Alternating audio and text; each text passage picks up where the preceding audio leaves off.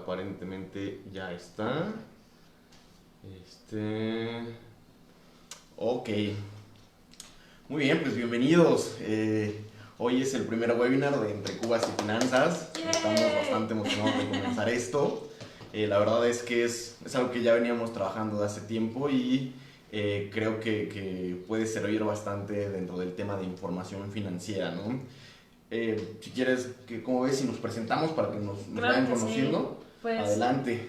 Bueno, yo soy egresada de la Escuela Bancaria y Comercial, de la licenciatura en Finanzas y Banca, graduada en 2014 en Campus Querétaro. Y bueno, después de eso trabajé varios años en Banamex, en el área de control de crédito y posteriormente como analista financiera en una financiera, una Sofom. Bueno, varios de ustedes ya me conocen, pero me presento también. Mi nombre es Juan Carlos.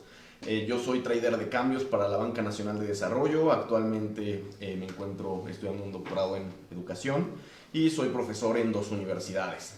Dentro de básicamente una década he elaborado en todo lo que es el sector financiero, desde la parte de Afores, también he estado en bancos, casas de bolsa y al momento en la Banca Nacional de Desarrollo, ¿no? Que es la que se encarga prácticamente de brindar todas las herramientas para el crecimiento del país.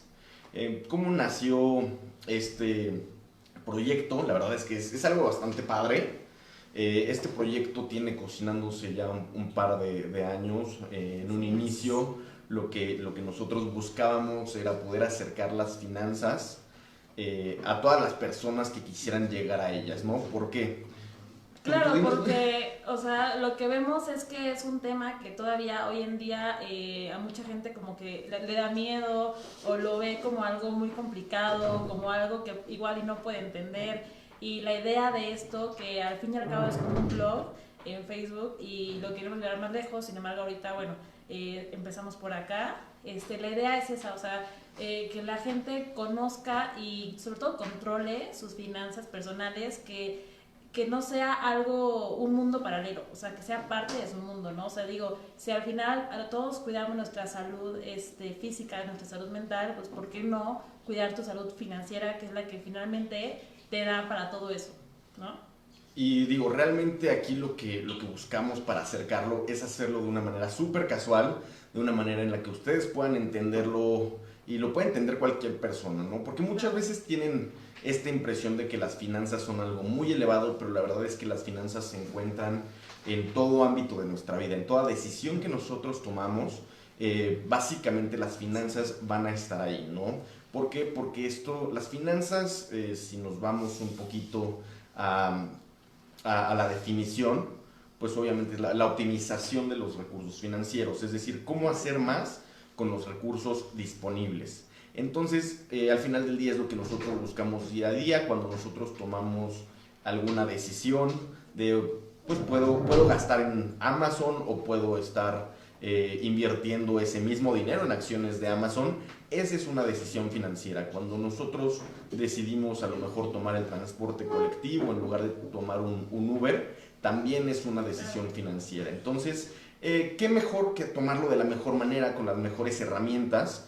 Y obviamente con personas que estén dispuestas a enseñarnos y a darnos todos estos tips, precisamente para que no se vuelvan tediosas, para que sean fáciles de entender y quitemos un poquito el tema de tabú, que realmente es lo que nosotros buscamos romper, como decíamos, de una manera muy casual. Precisamente por eso el blog se llama Entre Cubas y Finanzas, porque lo queremos hacer más como una plática entre amigos, lo queremos hacer de una manera que pues podamos todos estar disfrutando de esto.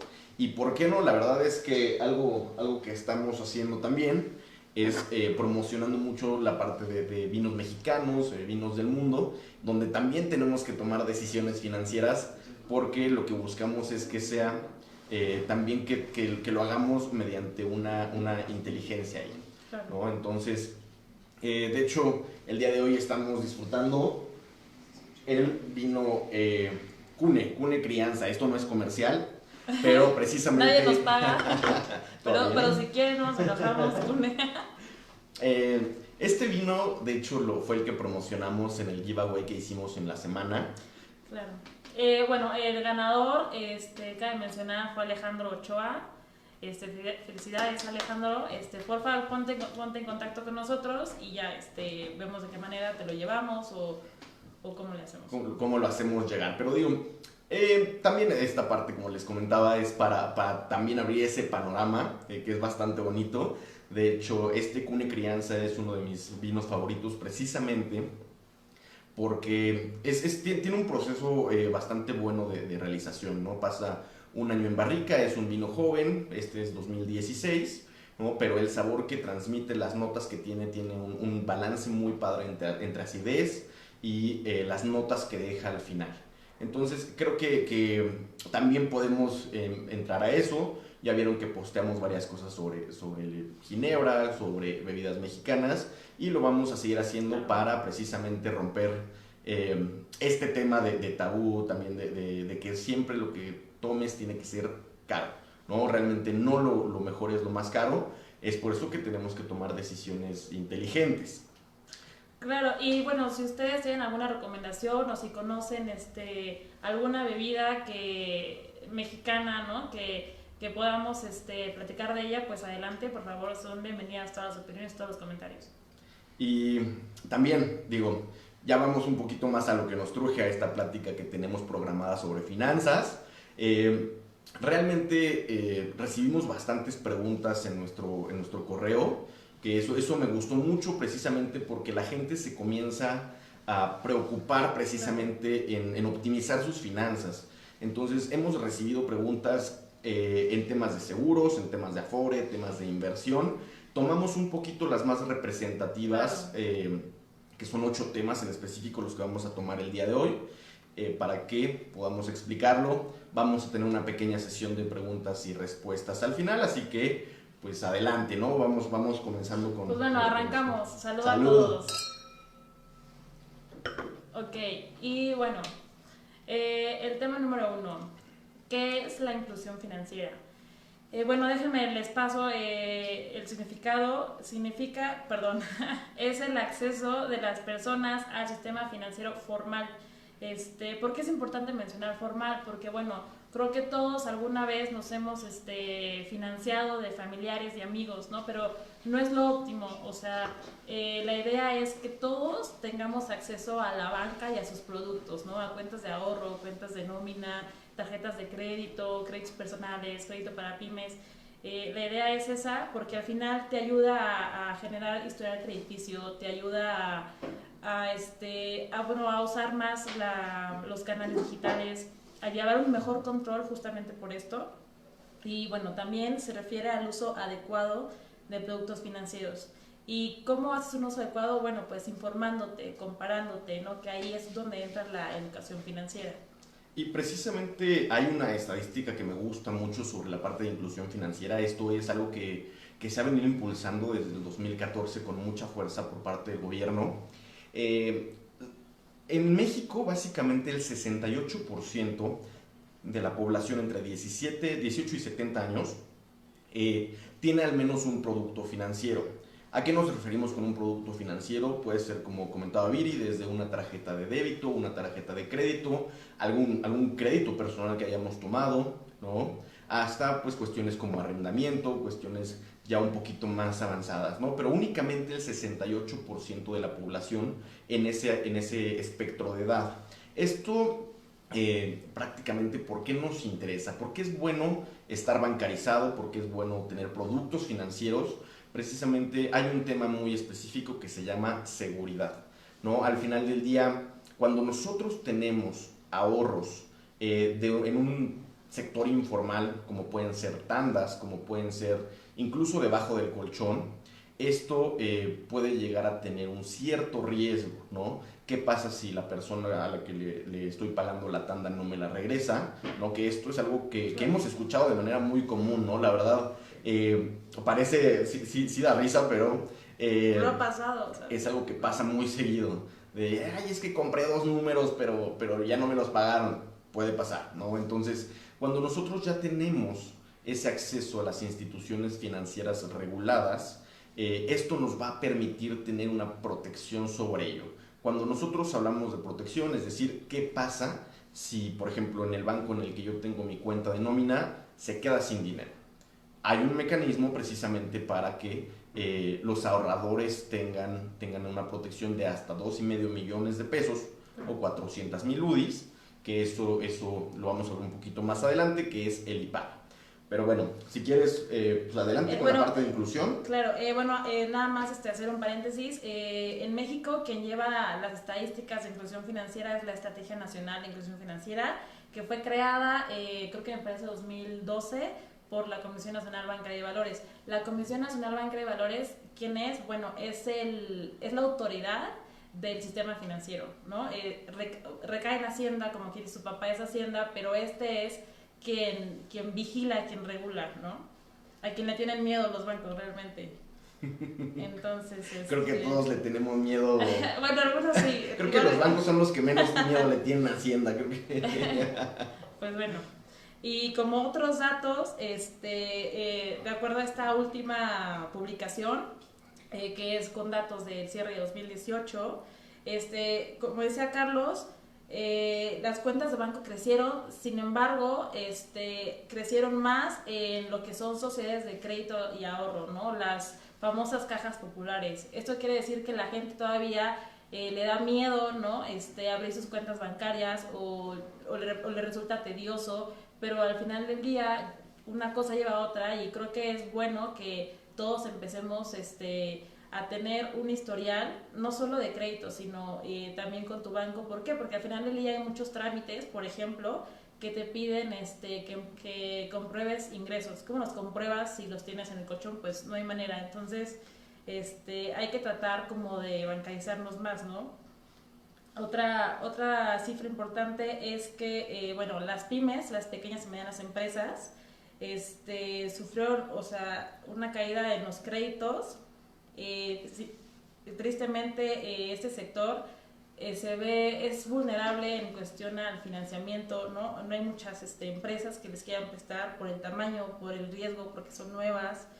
Y bueno, esto afecta a nuestras pymes. Y bueno, también hay lo que le llaman una brecha de género en este tema, que es como en la mayoría las mujeres somos las que tenemos menos representación en esta parte, y justamente el crédito que más se nota esta brecha es, por ejemplo, el hipotecario, ¿no? Las mujeres contratamos 27% en promedio menos un crédito hipotecario, es decir, casi todos los créditos los sacan los hombres. ¿Y por qué? Bueno, está muy ligado a los ingresos, ¿no? O sea, todavía hay muchos casos en que las familias, pues el ingreso lo tiene el hombre y por tanto normalmente es quien toma las decisiones financieras de la casa. Y bueno, igual haciendo un paréntesis, ¿quiénes son las pymes? Las pymes son empresas medianas de hasta 250 empleados o 250 millones de pesos de ventas al año, y ya de ahí arriba pues ya se consideran corporativos. Sin embargo, estas pymes en México son las que más empleos formales aportan y también quienes aportan más porcentaje del PIB, de la producción del país. No sé si tengas otra... No, la verdad es que es bien interesante ese tema de inclusión financiera, ha cobrado mucha fuerza. Es bien importante que podamos empezar a abrir estos temas. ¿Por qué? Porque esto, como lo vamos a ver en un momento, nos va a abrir muchas posibilidades para poder generar mayores ingresos, para poder generar estrategias que nos permitan, dentro de la parte de finanzas personales, finanzas corporativas, optimizar la parte de mi dinero, ¿no? ¿Cómo puedo hacer más dinero con el dinero? Y no nada más gastarlo. Es bien importante que nosotros podamos tener esta capacidad de hacer más con lo que se tiene. De hecho, eso nos lleva básicamente a una segunda pregunta, que fue la que noté que más nos hicieron. Literal nos preguntaban, ¿cómo puedo invertir con bajo capital o cuánto necesito para poder iniciar mi inversión? ¿No? Este es un tema que hasta hace unos años era muy cerrado en México.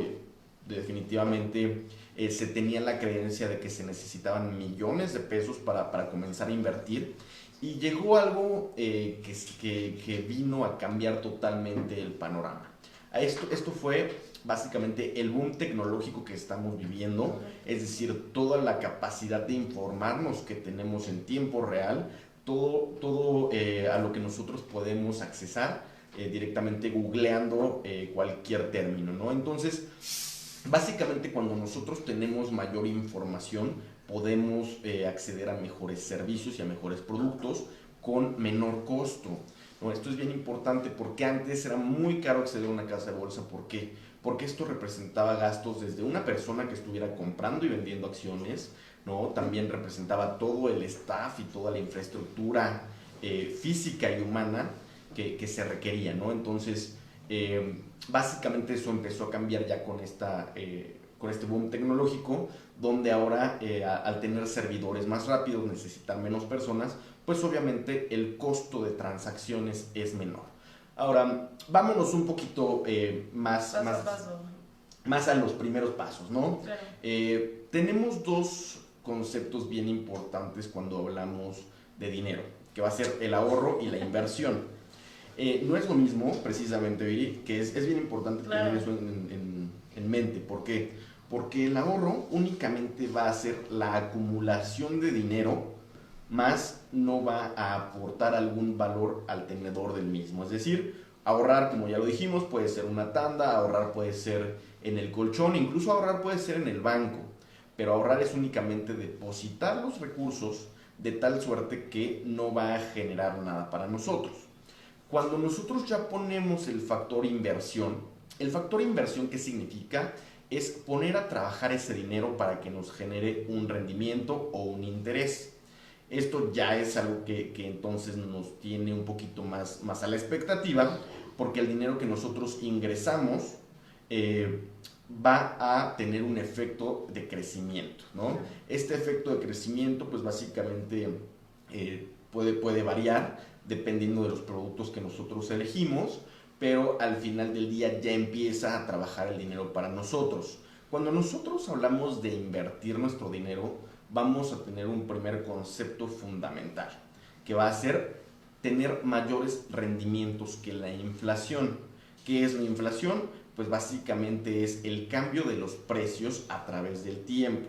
Claro, ¿no? Perdón, aquí no sé si, bueno, todos cuando platicamos de tiempo atrás decimos, ay, ¿te acuerdas cuando, no sé, los chetos costaban 5 pesos hace 5 años, hoy en día cuestan 10? Bueno, eso es efecto de la inflación, ¿no? O sea, que el mismo producto cambia de precio. Entonces, pues básicamente lo que nos dice la inflación es que lo mismo que yo puedo comprar, como decía Viri, el día de hoy con 10 pesos, el año que viene es muy posible que no lo pueda comprar con los mismos 10 pesos. ¿Eso qué significa? Que entonces estoy perdiendo poder adquisitivo. Cuando nosotros ponemos a trabajar nuestras inversiones para que nosotros podamos ganar más que la inflación, lo primero que protegemos es esto: no perder poder adquisitivo, poder comprar relativamente las mismas cosas a lo largo del tiempo. Y bueno, ahí ya tenemos nuestro primer beneficio. Ahora, ¿realmente necesito mucho dinero para poder comenzar a invertir? Esto es un mito que se tiene en la parte financiera, que vamos a llegar a romperlo totalmente. No necesitamos ser millonarios, no necesitamos apellidarnos Slim, que por cierto es Viri Slim. Realmente no tenemos que acortar nuestros bolsillos para poder comenzar a invertir. Algo que tiene esta parte tecnológica es lo que les comentaba, abarata muchísimo las transacciones. Entonces, al día de hoy, nosotros podemos empezar a invertir desde 50 pesos. Así es, 50 pesos, prácticamente algo en lo que nos gastamos todos los días. Por ejemplo, un café de cierta marca que tiene una sirena, que ya no vamos a hacer más comerciales. Sí, porque hasta que no nos paguen. O incluso cosas como un viaje en Uber. Claro. Que nos cuesta probablemente 50 pesos también. Con eso ya podemos comenzar a invertir. Y pues básicamente vamos a tener muchas opciones ya disponibles en el mercado para poder comenzar a realizar esto. ¿Qué opciones vamos a tener? Por ejemplo, lo clásico, lo que ya conocemos y todos vemos como inversión en bolsa, es decir, comprar y vender acciones. ¿Qué van a hacer las acciones? Van a ser partes de una empresa. Vamos a ser dueños de una parte de una empresa, de una fracción de una empresa, dependiendo del número de acciones que compremos. Es difícil comprar acciones. Realmente al día de hoy ya tenemos mucha información disponible para poder tomar decisiones de inversión, e incluso hay plataformas que permiten comenzar a hacer un portafolio desde 100 pesos, ¿no? Y de hecho algo que es bastante bueno es que ni siquiera tenemos que ir a las oficinas de las casas de bolsa para poder realizar esta apertura. Todo lo podemos hacer online, nos toma media hora desde y el teléfono comenzamos con ello. también. Ya hoy en día hay varias aplicaciones que puedes invertir en tu teléfono, en tus 5 minutos libres, ya lo tienes ahí. Exacto, y más en estos momentos donde estamos enfrentando un exceso de tiempo, porque tenemos que estar obviamente en casa. Creo que es bien importante que comencemos a ver qué opciones tenemos con nuestros recursos, ¿no? ¿Qué ventajas y desventajas voy a tener cuando yo invierto en bolsa? Básicamente una de las principales ventajas es que yo puedo tener altos rendimientos y tengo muchísimas opciones de inversión.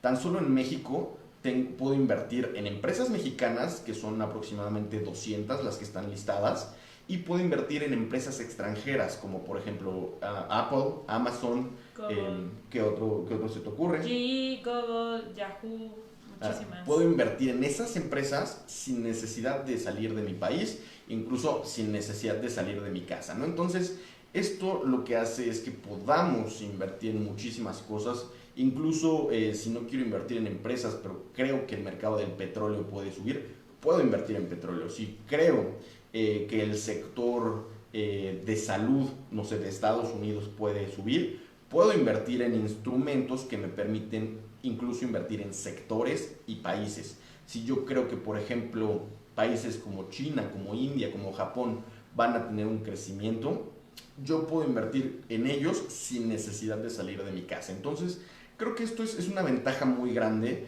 precisamente porque si nosotros le dedicamos un cierto tiempo en el día a poder analizar toda la información que tenemos a la mano, podemos comenzar a dar nuestros primeros pasos en bolsa, ¿no? Realmente esto es algo a lo que nos tenemos que sensibilizar. No sé, ¿tú qué opinas, Viri? Sí, yo nada más, yo creo que es muy importante en este tema considerar que para comprar y vender acciones, la información aquí es crucial, porque de manera que te informes más sobre cierta acción, sobre cierta empresa, que veas las noticias constantemente, yo diría una vez al día de esa empresa, es como vas a poder saber si tal vez es buen momento de comprar, que digo, y también las mismas plataformas ya tienen sus resúmenes, tienen opiniones de analistas profesionales que te dicen si es buen momento, si es mal momento, en cuáles inviertas, en cuáles no, pero aún así la información aquí es crucial, o sea, estar informado, estar leyendo, si quieres invertir en bolsa, debes hacer esto. Y realmente el monto, como les decía, hay acciones que cuestan 3, 4, 5 pesos, ¿no? 10, 20, 100, que bueno, podemos ir armando un portafolio bien interesante con bajo capital. Es decir, si nosotros tenemos 1,000 pesos, podemos ya comenzar a hacer un portafolio en forma, es decir, comprar acciones de diferentes empresas precisamente para comenzar a darle valor a nuestro dinero. Una segunda opción que tenemos para inversiones van a ser bonos gubernamentales. La verdad es que esta es una de mis opciones predilectas cuando alguien me pregunta, oye Carlos, ¿en qué invierto? ¿Dónde meto mi dinero? Porque algo que tiene esto, de hecho el programa se llama CETES Directo, probablemente muchos de ustedes ya lo hayan escuchado y todavía no se animen a abrir su cuenta. Algo que tiene CETES Directo es que es una iniciativa gubernamental precisamente en donde puedes comprar bonos gubernamentales de corto, mediano y largo plazo. ¿Qué ventajas va a tener que tú puedas invertir en bonos gubernamentales? Seguridad, mucha seguridad en la hora de inversión, que obviamente se va a ver compensado con la parte de rendimientos. No van a ser tan altos probablemente como podría ser las acciones u otros instrumentos financieros, pero ahí podemos ya comenzar a ganarle a la inflación. Ahorita CETES está pagando aproximadamente el 5% de rendimiento cuando tenemos inflación por debajo del 3%. Correcto. Entonces ahí ya le estamos ganando al factor inflacionario. Claro. Sí, sí, claro, las matemáticas no mienten. Entonces, ahí es donde nosotros ya podemos empezar a dar nuestros baby steps, precisamente para saber cómo se compra, cómo funciona un bono y precisamente sin descapitalizarnos. Y aquí, perdón, igual tampoco es comercial, pero bueno, ¿cómo invierto en CETES? Muy fácil, literal, busquen en Google CETES Directo, los va a mandar a la página, obviamente tiene que ser www.cetesdirecto, no se vayan a ir a otra patito, y pueden abrir la cuenta en línea sin tener que ir a ningún lado, solamente teniendo tu INE a la mano, no ocupas fiel, que es la firma electrónica del SAT, no la ocupas, lo abres en un día ya tienes tu contrato, te lo mandan a tu correo y desde ese día, no, bueno, ese o el siguiente, perdón, puedes empezar a invertir 100 pesos, que es lo mínimo, ¿no? Exacto. Y como dices, ya le estás ganando a la inflación, ya es un baby step, ya estás invirtiendo y personalmente yo lo recomiendo mucho más que en el banco, que los bancos te suelen dar ni siquiera la inflación a veces. Entonces, protege tu dinero, o sea, de verdad es una herramienta súper segura, muy fácil, hasta ya se puede invertir niños, hay CETES Directo niños, o sea, menores. Que invertías niños. No, o sea, bueno, los niños pueden empezar a invertir, y bueno, es un medio muy fácil y muy amigable, y como dice Carlos, muy seguro. ¿Por qué? Porque está respaldado por el gobierno federal. Y paréntesis, hay algo que también me gusta recalcar de las inversiones en bonos gubernamentales. Precisamente CETES Directo te brinda liquidez casi diaria, o si no es que prácticamente diaria, por lo cual si tú llegas a requerir los recursos en cierto momento, los puedes obtener, ¿no? No significa que si compraste un bono a 10 años te tienes que esperar 10 años, ¿no? E incluso puedes estar un par de días, puedes estar meses, para que el dinero no se encuentre ocioso, que es lo que nosotros vamos a comenzar a buscar. Cómo rellenar esas grietas donde el dinero está ocioso para que en lugar de que hagan eso, empiece a producir, ¿no? Ya que digo, prácticamente desde el primer peso que ganes es un peso que nadie te va a regalar. Entonces ya ahí estamos ganando. Ok, vamos bastante bien. ¿Alguna pregunta? Por ahí estoy viendo... no, todavía no tenemos preguntas dentro del público, pero va bastante bien, ya tenemos más personas conectadas que hace rato. Otra de las opciones que me gusta para inversión es algo bastante nuevo de lo que vamos a hablar más adelante, que es crowdfunding. ¿Qué es crowdfunding? Básicamente son créditos colectivos, es decir... Financiamiento colectivo de terreno. Financiamiento colectivo, ¿no? ¿Y cómo va a funcionar esto? Imaginen que ustedes están en una sala con 50 personas más. Una de esas 50 personas tiene una idea de negocio en la cual les dice, oigan, necesito que me presten dinero, pero el banco tiene tasas muy altas. Claro, o justamente porque llevo poco tiempo en el negocio, no me lo dan, ¿no? Entonces aquí es cuando es una buena oportunidad. Y ahí es donde entra el crowdfunding. Ese crowdfunding lo que hace es obtener los recursos de las 50 personas que están en la sala a cambio de una participación en este crédito, es decir, de una tasa de interés. Algo que es atractivo es que, ya hablamos que los CETES pagan aproximadamente 5%. Correcto. El crowdfunding tiene una tasa promedio entre el 12 y 15%. Entonces, ya es mucho más alta. La única desventaja que tiene es que no es respaldada por el gobierno, sino está respaldado por el acreditado. Correcto, ¿no? Por la calidad crediticia, o sea, por el buen historial crediticio de la persona acreditada.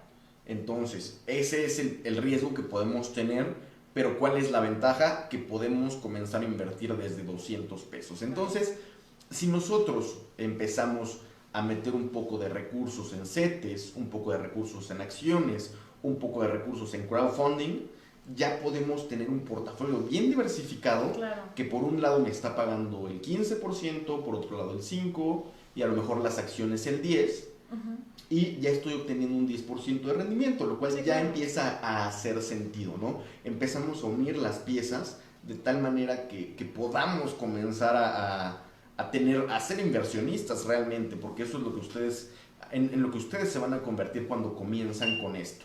Claro, y siempre diversificar, te va a ayudar a disminuir el riesgo, ¿no? O sea, ya no tienes pues todos tus huevos en una canasta, ¿no? Ya lo tienes tu dinero repartido y de esa manera pues es menos vulnerable de que pierdas tu dinero.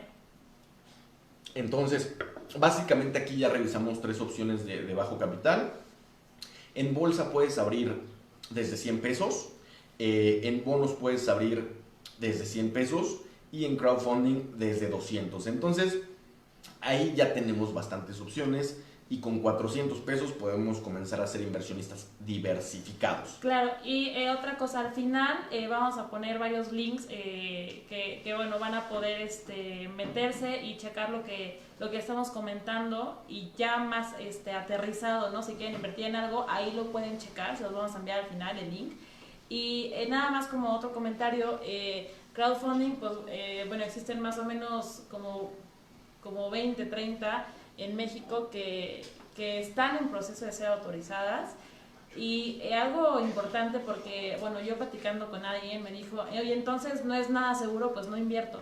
No, o sea, no, espérense, estas fintechs al final también tienen un proceso de crédito, es decir, hay personas que ven si quien está pidiendo el préstamo lo va a pagar, no lo va a pagar, para al final proteger a todos los inversionistas, o sea, y bueno, hay una, yo te presto, que me parece que tiene un historial de que solamente el 2-3% del 100% a los que les presta le queda mal. Entonces creo que es un buen porcentaje. Eso quiere decir que más del 95% de las personas a las que les presta se los devuelve en tiempo y forma. Entonces al final yo creo que siempre es cosa de checar, comparar y yo recomiendo mucho las que están en proceso de autorización. Les vamos a mandar el link, se pueden meter a la página de AFICO, que es la Asociación de Fintechs de Crowdfunding.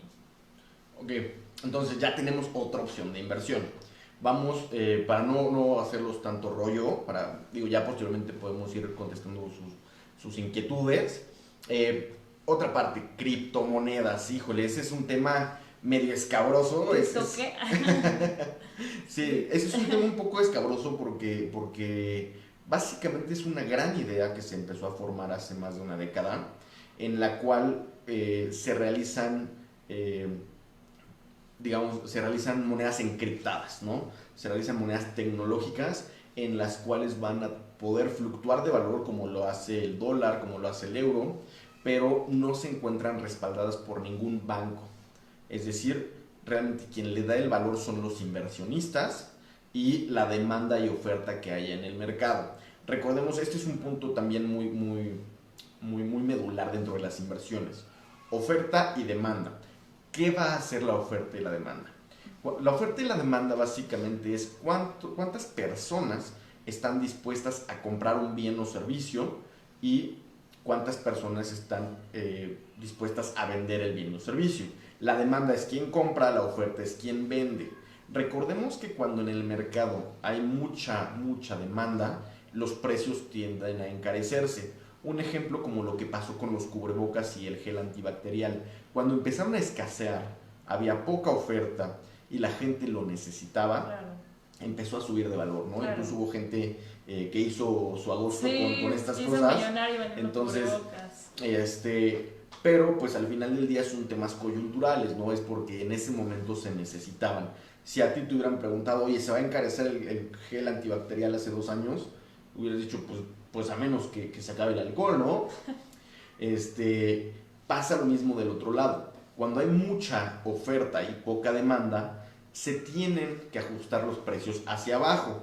Precisamente, ¿por qué? Porque como hay pocos compradores de productos, pues básicamente nadie lo está adquiriendo, ¿no? Y por ejemplo, no sé si supieron o vieron por ahí que todos los memes, ¿no? De que el petróleo ya valía lo mismo que un cambio, que un gansito, que unos chicles, y justamente es un buen ejemplo de cuando deja de haber demanda. ¿Y qué fue lo que pasó?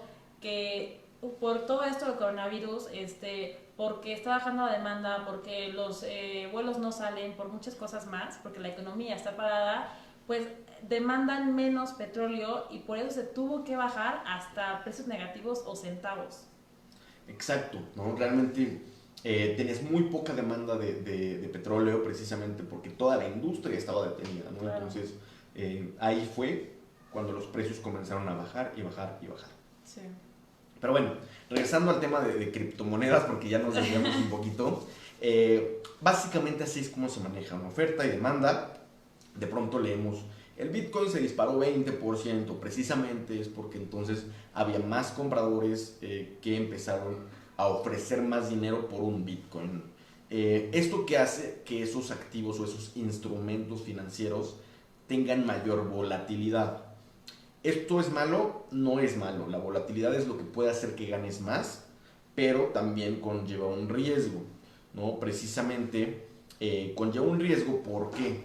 Porque al final del día, también una volatilidad, cuando el precio va hacia abajo y hacia abajo y hacia abajo, puede hacer que nuestro capital se vea muy mermado, que es lo que no nos gustaría ver en algún momento, ¿no? Pero también es una excelente opción de inversión criptomonedas. Pueden ser desde 100 pesos y eso sí, hay que tener mucho cuidado a la hora de comprar y vender, precisamente porque hay que revisar los niveles, ¿no? No nada más es comprar por comprar, pero para eso pues tendremos que hacer una lectura previa de este tipo de factores. Por aquí creo que nos llegó una Sí, pregunta. tenemos una pregunta de Karen Herrera. ¿Cómo se ve el panorama a corto y mediano plazo hablando del petróleo? Ese es un tema bastante bueno. La verdad es que en un mediano plazo se espera que regrese a niveles entre 40 y 60 dólares por barril. Esto hablando del Brent, del West Texas, ¿no? Que son los de Estados Unidos. Que son básicamente los más representativos, ¿no?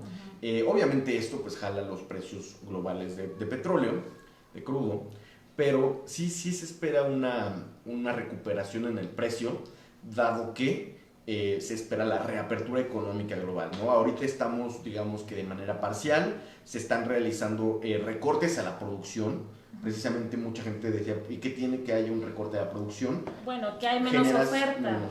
Y por lo tanto el precio sube, ¿no? Nivelas la oferta con la demanda para poder estabilizar los precios, ¿no? Entonces, esa es una de las medidas que se tomaron. Va a empezar a haber más demanda conforme las economías vayan abriendo, sí. conforme las industrias vayan abriendo. Sobre todo la de las aerolíneas. Las aerolíneas son consumidores claves de combustibles derivados del petróleo. Exacto, ¿no? Entonces, pues básicamente, digo, toda la industria tiene su peso, claro. Exacto, ¿no? Entonces, bueno, creo que, no sé si respondimos bien, bueno, si fue clara la respuesta. Otra opción de inversión es la Afore. La Afore es una opción controvertida en estos días, precisamente porque hay ciertas iniciativas de estatizar la Afore. Están siendo analizadas, probablemente se lleven a cabo, probablemente no. No es mi opción favorita, pero se puede invertir desde 50 pesos. Entonces, también es una opción si nosotros no queremos meternos en problemas como de, bueno, en más temas de, oye, claro, es que yo no le quiero meter acciones. O yo no sé, entonces básicamente lo que estás haciendo es dejar el dinero en manos de instituciones que son expertas en inversiones, ¿no? Entonces tú lo depositas y prácticamente te olvidas, ¿no? Digo, hay que darle seguimiento, tienes que estar viendo tus estados de cuenta, ¿no? Pero no tienes que estar manejando las compras y las ventas, ¿no? Correcto. Entonces, esto es algo que brinda también bastante apertura, 50 pesos, y el depósito se puede hacer incluso en un Oxxo. Entonces, pues también lo podemos contemplar para tener esta diversificación que platicabas hace un momento, ¿no? Y bueno, como referencia más o menos ahorita, las Afores, acá para la chaviza, anda dando un promedio de 5.5, la más alta, ¿no? Más o menos andan entre 3 y 5.5, pero esto, el rendimiento bajó por cuestión del coronavirus. Obviamente se espera que para el final de año suba un poco y bueno, para el 2021 pues más. Exactamente. Y digo, la última opción que vamos a tocar en este tema de inversión de bajo capital son los fondos de inversión. ¿Por qué lo dejé al último? Me gusta mucho dejar al último esta opción porque realmente los fondos de inversión engloban inversiones en acciones, inversiones en bonos y son manejadas por expertos. Entonces, nosotros lo único que tenemos que hacer es elegir una sociedad de inversión o un fondo de inversión leyendo su descripción que nos guste, con una con un peso adecuado en lo que queremos, ya sea bolsa de valores o ya sea bonos, ¿no? Y nosotros lo ponemos a trabajar en manos de expertos. Esto es más para personas que dicen, ¿sabes qué? O sea, está padre, qué bueno que me expliques, Sí. pero la verdad es que yo no tengo tiempo para estar checando mis inversiones. La verdad es que, Claro. qué padre que ya aprendimos, pero no es para mí.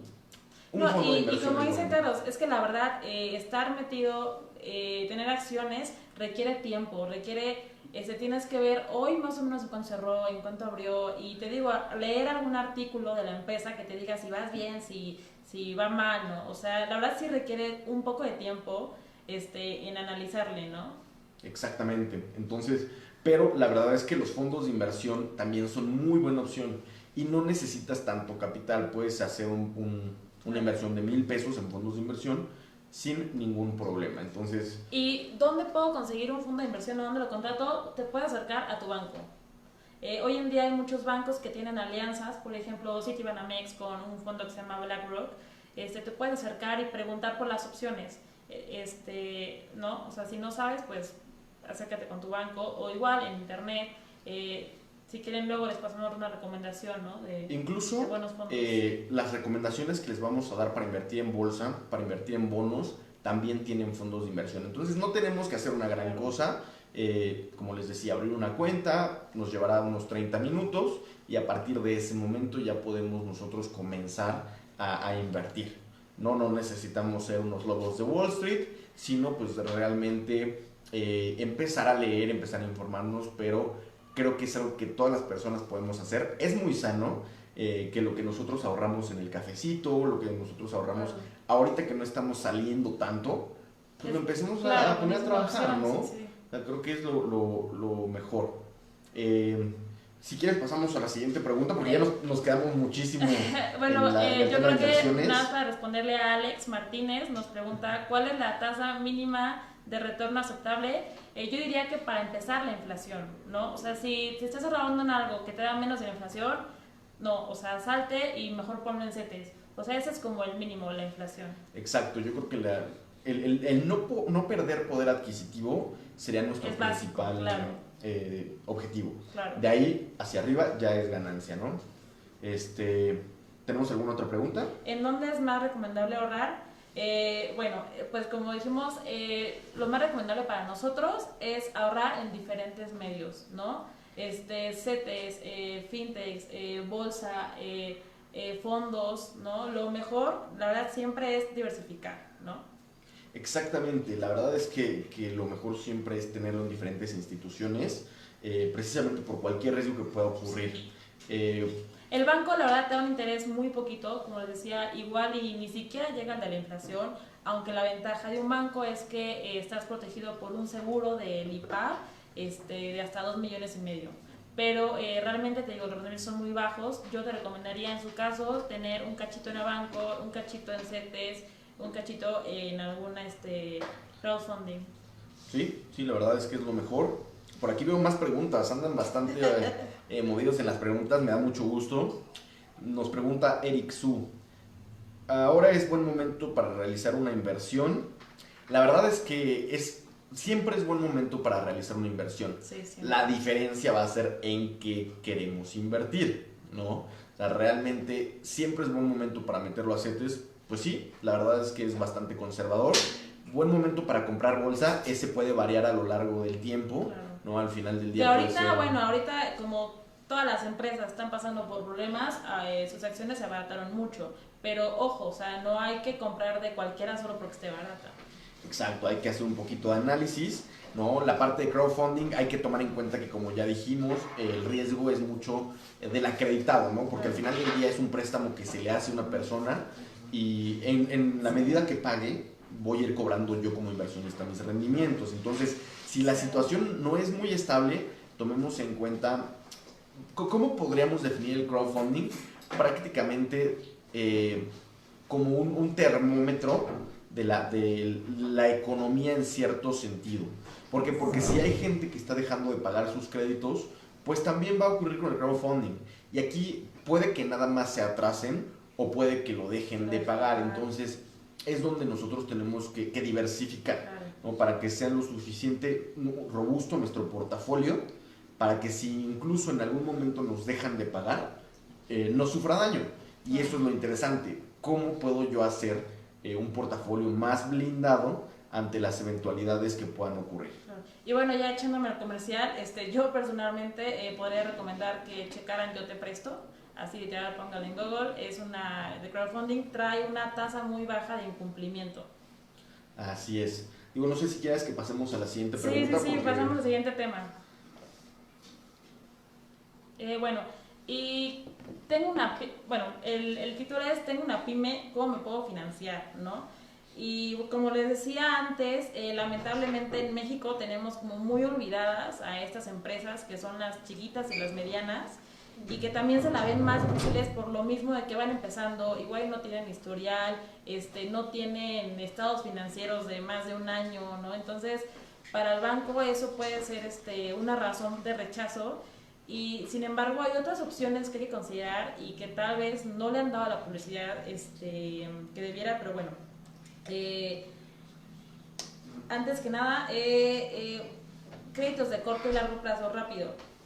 Cuando tú pides un crédito, tienes que pensar para qué lo vas a ocupar y el plazo, los años, ¿no? Por ejemplo, no pudieras, si es una pyme, pedir un crédito de a 10 años para comprar inventario, ¿no? Porque no va el periodo, ¿no? Tal vez si quieres invertir en una maquinaria, pues bueno, sí sería un crédito a largo plazo. Un crédito de corto plazo sería para comprar materias primas, pagar gastos, proveedores, ¿no? Cosas que van saliendo con el negocio y que son de cortito plazo. Como consideración general, cuando tú eres pyme y vas al banco, en lo que se fijan es que tengas estados financieros, obviamente cuadrados, ¿no? Y de preferencia firmados por un contador. Porque redondos está muy complicado. La verdad es que... es la idea es hacerlo... Digo, esto no es clase, no es cátedra, es... Que también ustedes vayan complementándolo, es bien padre. Ahorita vamos leyendo también las preguntas. Bueno, y le digo otra consideración es, yo recomendaría mucho hacer números antes de pedir, ¿no? O sea, si vas a pedir un crédito, si te vas a echar el proceso y todo eso, pues antes que nada, checa cuánto realmente lo que necesitas, porque de mi experiencia he visto muchas veces que piden, no sé, 1 millón. Y dices, bueno, ¿y para qué quieres 1 millón? Lo que pasa es que yo pienso que tal vez voy a ocupar. No, o sea, realmente debes tener una necesidad atrás de lo que estás pidiendo. O un plan financiero, ¿no? O sea, un plan de negocio realmente que vaya acorde a lo que estás solicitando. Porque de lo contrario, si el dinero está ocioso, no nos va a ayudar a hacer crecer una empresa. Claro. Oye, paréntesis, Viri, paréntesis. Déjame, relleno mi vino. Este es un vino que nos recomendaron mucho. Parece comercial, pero no. Es un vino francés que apenas vamos a probar. Vamos a ver qué tal, ¿no? Vamos. Creo que podría ser coherencia. Como un break también para que empiecen a revisar. Claro, o vayan al baño, ¿no? Exacto. A lo mejor tienen que ir a hacer una escala técnica con todo gusto. Vamos a rellenar un poquito. Yo sigo con la mía. Perfecto, vamos a ver qué tal está esto. De inicio el aroma es bueno, el aroma está bastante bien, tiene cuerpo, me gustaría ver qué tal sabe, vamos a ver qué tal. También, les digo, fue recomendación de la semana, creo que puede ser buena opción que ustedes estén al pendiente de ello. Porque algo padre que tenemos es que cuando tenemos un vino que no es bueno, a veces hasta quedas mal, ¿no? Cuando sales a una cita o algo así, o de pronto cuando invito a cenar a mi esposa, pues no le puedo recomendar el vino más caro, o a lo mejor ni siquiera está rico, ¿no? Hay que saber qué vinos nos empiezan a gustar, qué tipos de uva nos gusta probar. Y también para qué ocasiones, ¿no? Hay vinos que son más para acompañar carnes y otros vinos que son más ligeros. Exacto. Claro. A lo mejor para un picnic está más rico un vino frutado, pero para una reunión como esta, pues un tempranillo está bastante bien, ¿no? Pues bueno, salud. ¡Ah, caray! ¡Ay, me adelanté! Salud, amigos. Tenías sed, muchacho, tenías sed. No, pues es que de eso se trata esto, ¿no? También darle un giro a la formalidad. Es viernes, vamos a divertirnos. Ándale, es viernes. Aunque parece, bueno, ya tú lo ya no sé, viernes. Sí, ya no sé qué día es. Pero bueno, es viernes, muy bien. Y bueno, otra opción que yo recomiendo mucho y que aquí tenemos un representante es la banca de desarrollo. ¿Qué es la banca de desarrollo? Bueno, son instituciones financieras que atienden mercados que tal vez la banca múltiple no está atendiendo, ¿no? Como justamente las pymes, lo que les comentaba, la banca múltiple, la verdad, las ve feo. Entonces aquí es una buena opción a considerar la banca de desarrollo. ¿Y qué o quiénes son? Bueno, yo le recomendaría que checaran la FINSA, Nacional Financiera, y Bancomex, el Banco Nacional del Comercio Exterior. Ambos tienen apoyos muy buenos para pymes y también ahorita para el COVID. Y bueno, apoyan al COVID. Tienen apoyos para pymes y para pymes que están sufriendo problemas de consecuencias de COVID. Perdón. Que eso de hecho sí que comentas es bien importante porque al día de hoy muchas pymes están comenzando a cerrar porque no encuentran el financiamiento adecuado a sus necesidades. Obviamente, pues digo, sabemos que no están muchas teniendo ingresos, siguen pagando gastos fijos y suena feo, pero la verdad es que muchas no están... no, pero muchas sí siguen pagando sueldos. Y suena feo, pero de pronto no hay mucho apoyo o no hay mucha información sobre los apoyos que se pueden dar. Claro. Creo que es importante revisar estas opciones que son bastante buenas. La banca de desarrollo, la verdad es que, digo, es redundante, pero apoyan al desarrollo del país. La banca de desarrollo permite el crecimiento de las instituciones, especialmente las pymes, claro, ¿no? Incluso también de las grandes empresas, ¿no? Porque al final del día las empresas son la base de la economía, claro, ¿no? Y a medida de que las empresas crezcan, el país avanza. Exactamente, por la misma creación de empleos. Sí. Pero y bueno, sigue. ¿Y cómo puedo acceder?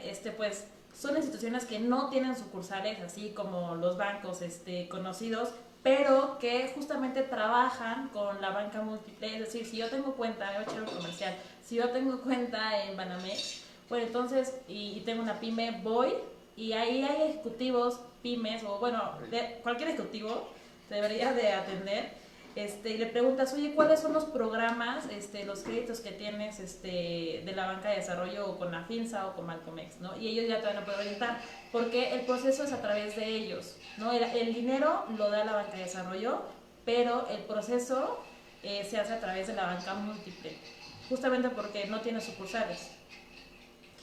Y bueno, ¿cuál es otro tipo de...? Bueno, regresando, las tasas de estos préstamos son pues realmente las más bajas en el mercado para las pymes. Muy competitivas. Muy competitivas, claro. Hay créditos de hasta 8-9% de la FINSA contra créditos de hasta 40-60% en la banca múltiple. Entonces, chequen estas opciones de verdad. Hay muchos tipos de crédito, hay créditos, si quieres, no sé, cambiar tu taxi, si eres mujer emprendedora, si tienes una pyme digital, no sé, hay muchos tipos de créditos que tal vez les pueden funcionar a ustedes. Y bueno, otras opciones que yo recomendaría son las SOFOMES. ¿Qué son las SOFOMES? Son sociedades financieras de objeto múltiple. ¿Qué quiere decir esto? Que no solo dan un tipo de crédito, que pueden dar 2 o 3, como lo son el factoraje. ¿Qué es el factoraje? Es, bueno, yo supongamos vendo bolsas, ¿no? Y un cliente mío es Liverpool. Entonces, pero Liverpool me paga como es un gigante, me va a pagar realmente hasta casi que se le dé la gana. Entonces, me puede pagar de 180 días hasta 360 días, pero yo que soy pyme no me puedo esperar este plazo. ¿Por qué? Porque tengo que pagar nóminas, tengo que pagar igual y renta, servicios. Ahí entra el violín. Sí, y bueno, lo que puedes hacer es acudir al factoraje. ¿Qué es el factoraje? Bueno, como les decía, suponiendo yo tengo una factura de Liverpool, ¿no? Que es una institución, bueno, una empresa reconocida, ¿no? Que tiene su buena calidad crediticia, que tiene una calificación. Yo voy con una SOFOM que tenga el producto, porque al final es un producto de factoraje, y les digo, bueno, no sé, Liverpool me debe 100 pesos. Y lo que va a pasar es que ellos ahorita, hoy en día, te van a dar 70, ¿no? 70, 80 pesos de esos 100 que Liverpool te debe. y ya no te tienes que esperar los 180 días o los 360 días y pagas tus gastos y puedes poner a trabajar ese dinero para conseguir más clientes, ¿no? Entonces es una muy buena opción. De manera general, como funciona es, te cobran descontadamente, justo como les decía, ¿no? A mí Liverpool me debe 100 y a mí tú, Sofom, me da 70. Entonces ahí ya se cobró su ganancia, ¿no? En ese descuento. Que es una compra de descuento, básicamente. Claro, sí. Y bueno, más o menos, nada más para, como dato, las tasas de facturaje andan entre 15, 20 hasta 25%, ¿no? En México. Pero al final es una buena idea porque ya tienes tu recurso hoy, no te esperas los 180 días ni los 360 días. Y bueno, otro tipo de financiamiento es el arrendamiento. Bueno, muchos yo creo rentan depa o casa, ¿no? Prácticamente es lo mismo, pero para adquirir activos. O sea, ¿qué puede ser un activo para una pyme? Un camión, una máquina, ¿no? El arrendamiento es muy buena opción porque abarata la tasa contra un préstamo personal, ¿no? En vez de yo, dueño, sacar un préstamo personal a una tasa que probablemente me salga en 40%, con el arrendamiento me puede salir entre igual 15-20%. ¿Por qué? ¿Por qué es más barato? Bueno, porque quien te lo va a dar dice, bueno, si fulanito me deja de pagar, yo voy por la máquina. Entonces, de alguna manera a ellos le da seguridad y por eso, por esa seguridad, te bajan la tasa, porque un préstamo personal te vas y ya perdió todo el dinero.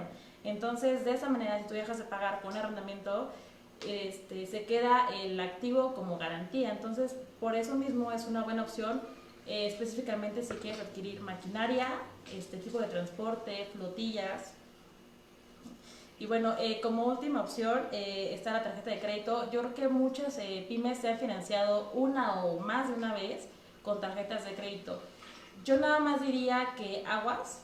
¿Por qué? Porque los intereses suelen ser bastante altos. Porque bien dicen, ¿no? Es bien fácil firmar, pero bien complicado pagar. Así es.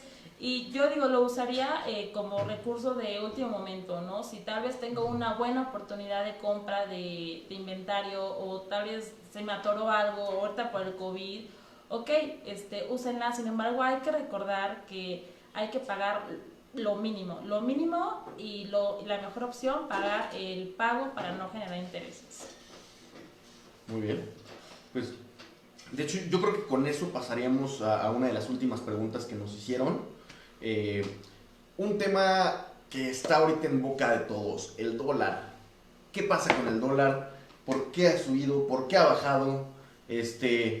Me quería ir a Disneylandia y ya no puedo porque ya me cuesta más caro. O estudiar, también pasa, hay gente que se iba a estudiar y que te sale carísimo. Pero es algo que es bien padre, la verdad. El mercado de divisas, ¿qué es el mercado de divisas? Es el mercado de monedas internacionales.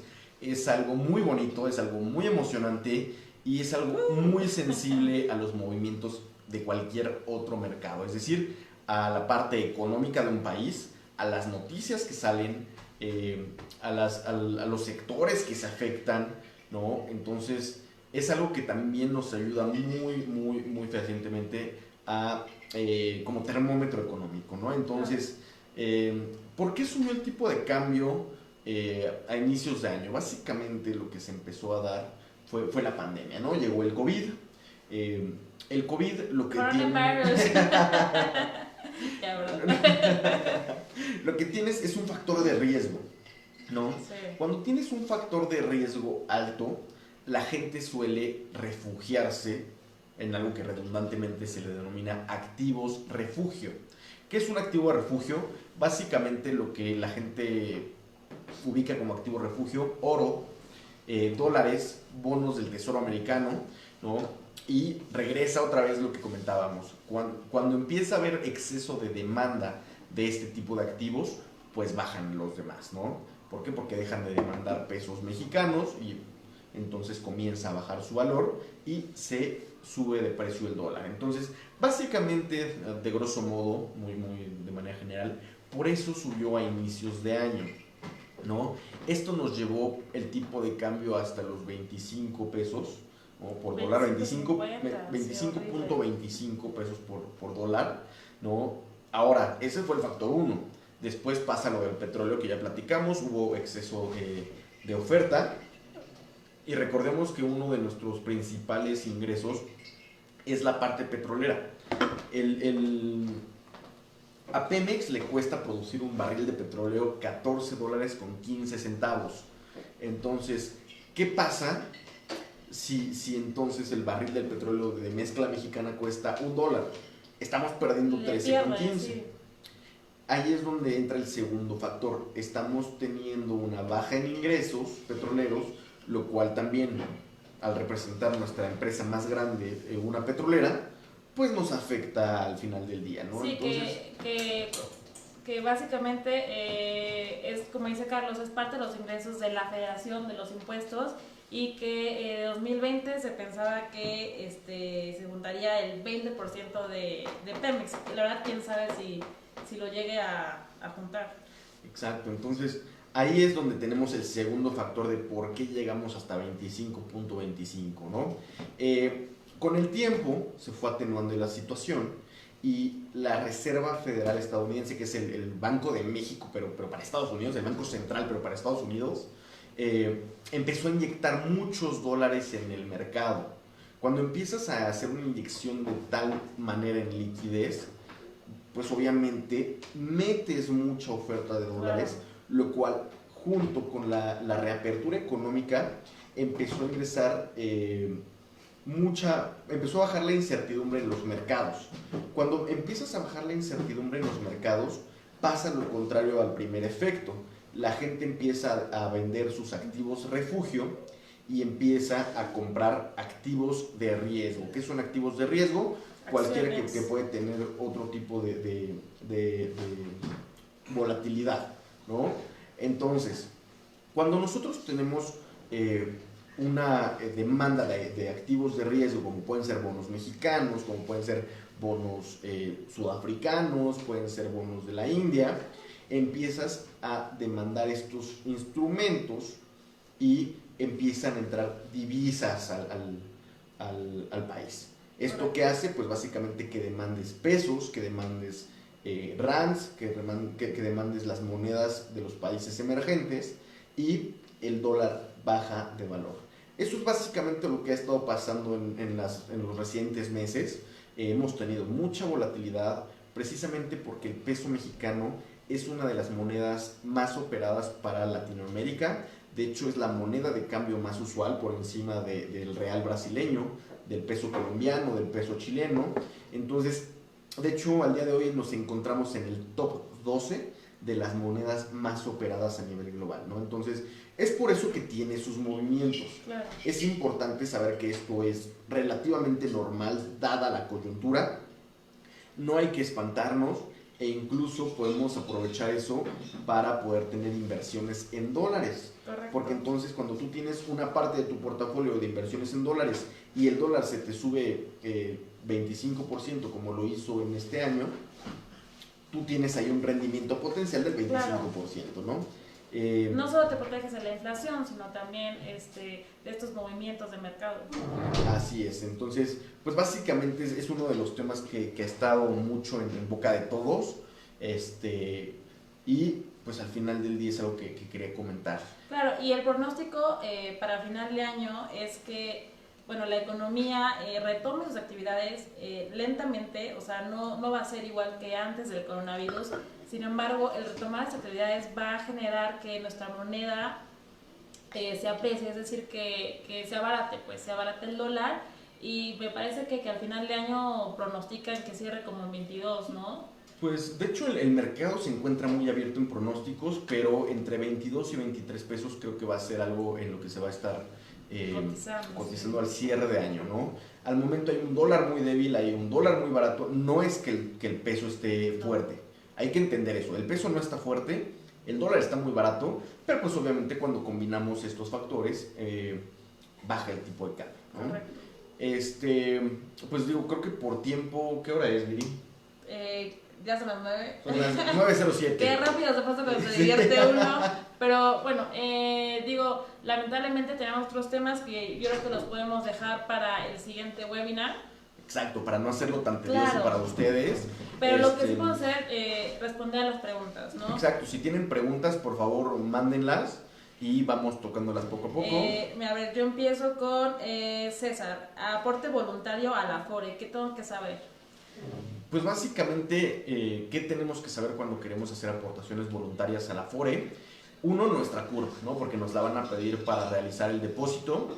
¿Y qué tipo de aportación queremos realizar? Podemos hacer aportaciones de corto, mediano plazo y largo plazo, que es básicamente yo puedo retirar a los 2 meses, a los 6 meses, al año, o podemos hacer aportaciones complementarias para el retiro. ¿Qué es esto? Ajá. Pues básicamente las aportaciones complementarias para el retiro van a ser hasta los 65 años y son deducibles de impuestos. Correcto. ¿Qué quiere decir que es deducible de impuestos? Bueno, que al final del año en tu declaración, si no sé, tienes que pagar 5,000 pesos, ya con lo que tú aportaste para tu retiro, y sí, para tu retiro no de 2, 3 meses, no, ya de largo plazo va a bajar el monto que tienes que pagar de impuestos.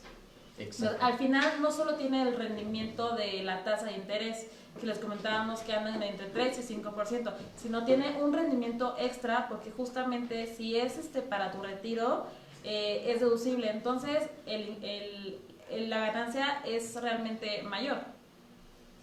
Así es. Entonces, la verdad es que es una muy buena opción. Las aportaciones se pueden realizar desde 50 pesos y esto les permite tener bastante movilidad en cuanto a poder empezar a invertir sin tener que desembolsar mucho, ¿no? Bueno, Alex, ¿qué vinos mexicanos recomiendas y por qué? Ya dimos 2 reseñas, no sé si por ahí te quieras comentar de algún otro. La verdad es que vinos mexicanos son buenísimos. En general ya saben que toda la zona de Valle de Guadalupe es considerada zona vinícola. Yo creo que lo más importante es que comiencen a probar los diferentes vinos que ofrece la región. De hecho, digo, no nada más hay en el norte del país, también tenemos en Querétaro una región vinícola. Entonces, creo que también puede funcionar vinos como los de Freixenet, los de La Redonda. En Valle de Guadalupe la verdad es que hay infinidad de opciones que yo lo que les recomendaría más que un vino en especial es que empiecen a probarlos y encuentren el que más les gusta, ¿no? Claro, porque también en gusto se rompen géneros, o sea, puede ser un excelente vino, pero tal vez a ti no te acomoda, no te gusta. Exactamente. Entonces, pues digo, creo que por el momento hasta aquí llega el webinar. Ya respondimos lo que por ahí nos encontramos. Y digo, cualquier duda que tengan pueden empezar a mandarla a la página. Claro. Sin ningún problema, iremos respondiéndolo. Y pues esperen el siguiente webinar que aparentemente va a ser pronto. Esténse atentos. ¿Vale? Y bueno, con esto cerramos. Salud a todos, salud en casa y diviértanse que es viernes. Exacto. Quédate en casa. Quédense en casa.